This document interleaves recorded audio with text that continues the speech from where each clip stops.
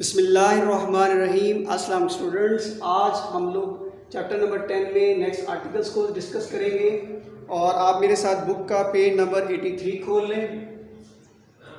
आज हम लोग एप्लीकेशन ऑफ इलेक्ट्रोस्टैटिक को डिस्कस करने वाले हैं। उसके अलावा हम लोग सम हैज़र्ड ऑफ स्टैटिक इलेक्ट्रिसिटी को डिस्कस करने वाले हैं।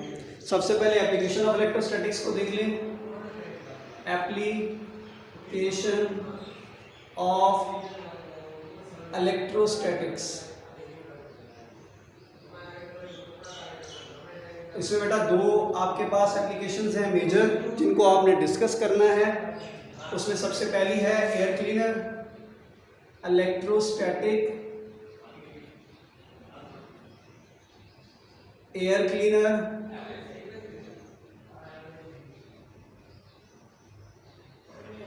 उसके बाद बेटा दूसरी जो एप्लीकेशन है उसका नाम है इलेक्ट्रोस्टैटिक पाउडर पेंटिंग।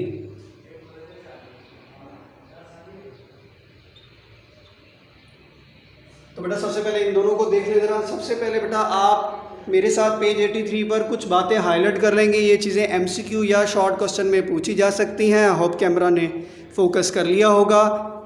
तो electricity has important application in our everyday life which include, तो ये बेटा फोटो कॉपिंग, इसको हाईलाइट कर लेंगे। Carpeting, extracting dust from dirty carpets and from chimneys of industrial machinery.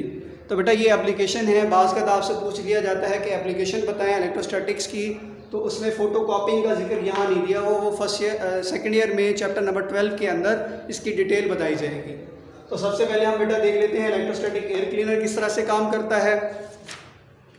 तो बेटा इसके लिए आप डायग्राम ज़रा गौर से देख लें। यहाँ आपको डायग्राम नज़र आ रही होगी।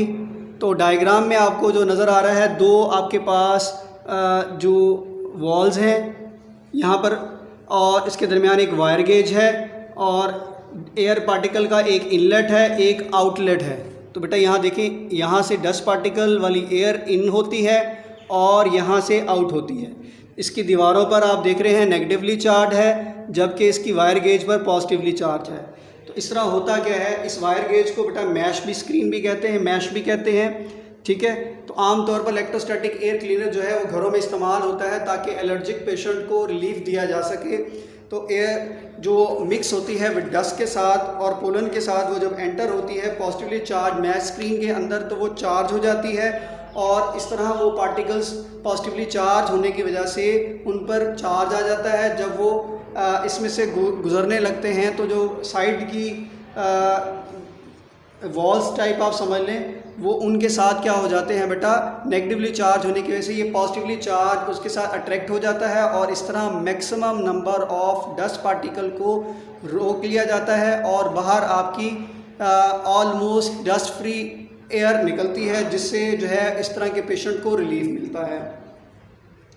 अच्छा बेटा, उसके बाद है इलेक्ट्रोस्टैटिक पाउडर पेंटिंग। यहाँ आपको डायग्राम में नज़र आ रहा होगा, आपके सामने एक कार की बॉडी है जिसके ऊपर नेगेटिवली चार्ज है और आपके सामने एक आदमी है जिसने एक स्प्रे गन पकड़ी हुई है और वो स्प्रे गन में यहाँ से आप देख रहे हैं हाई वोल्टेज केबल और एयर हाउस है और यहाँ से पावर सप्लाई लाइन है और स्मॉल पार्टिकल ऑटोमेशन, और ये सारा आपको सेटअप नज़र आ रहा है। तो बेटा इसमें सबसे पहला काम ये किया जाता है कि आप जो है कार के ऊपर कोई चार्ज करते हैं। यानी कि आपने आमतौर पर कार वालों को देखा होगा, जो लोग कार का पेंट वगैरह करते हैं, वो पहले कार के ऊपर से मौजूद जितना भी कलर वगैरह होता है उसको साफ़ कर लेते हैं और उसके रगड़ने के दौरान उस पर नेगेटिवली चार्ज आ जाता है। उसके बाद बेटा आप नोज़ल को पॉजिटिवली चार्ज करते हैं और पेंट को जब उसके अंदर से प्रेशर से मारा जाता है तो पेंट के पार्टिकल्स भी वॉल ऑफ द नोज़ल, क्योंकि लंबी होती है तो उसके अंदर से जब होकर गुजरते हैं तो उन पर पॉजिटिवली चार्ज आ जाता है और पॉजिटिवली चार्ज जब नोज़ल से बाहर निकलता है, तो क्योंकि पेंट के ऊपर भी पॉजिटिव चार्ज है, नोज़ल के ऊपर भी पॉजिटिव चार्ज है, तो ये ड्यू टू रिपल्शन जो है वो एक फ़ाइन मिस्ट की सूरत में जाता है और इसका जो डिस्ट्रीब्यूशन होती है वो यूनिफॉर्म होती है और कार के ऊपर ये गिरना शुरू हो जाता है एक मिस्ट की शेप में। कार की बॉडी बेटा नेगेटिवली चार्ज होने की वजह से इस पॉजिटिवली चार्ज पेंट को अपने साथ स्टिक कर लेती है और खुश्क होने के बाद वो एक बिल्कुल फ़ाइन जो है आपके सामने पेंट हो जाता है।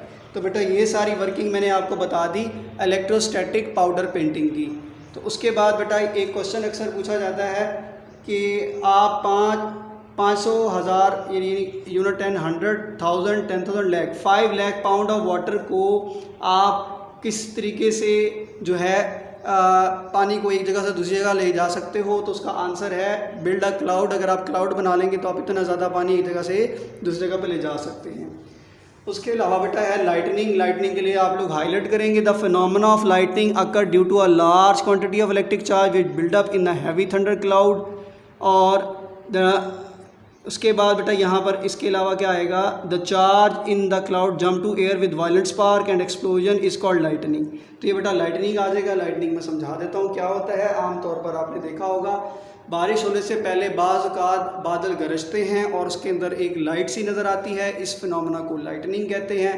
ये लाइटनिंग बनती कैसे है, वाटर के पार्टिकल्स यानी बादलों की सूरत में जब वो मूव कर रहे होते हैं तो एयर पार्टिकल के साथ रगड़ खाने की वजह से उन पर आ जाता है बेटा चार्ज। वो चार्ज जमा होता रहता है और जब चार्ज एक्सेस अमाउंट तक पहुंचता है तो वो डिस्चार्ज हो जाता है।